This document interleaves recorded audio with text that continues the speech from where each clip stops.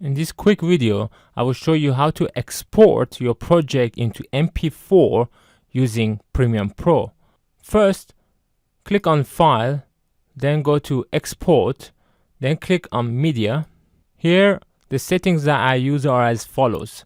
Format, I select H.264, and then preset, I select Match Source, High Bitrate, and then export video and export audio are ticked.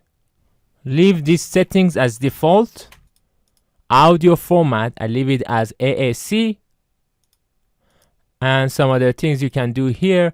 As you can see, the basic setting for multiplexer is MP4, and make sure use maximum render quality is checked. And once you're happy, you can always click on output name, give it a new name, and then click on save. It also gives you an estimated file size. My video is around 5 minutes long, so around 400 megabytes would be its size. So it's not very big, reasonable, and it has got the highest quality. Then all we need to do to produce the MP4 video is to click on export.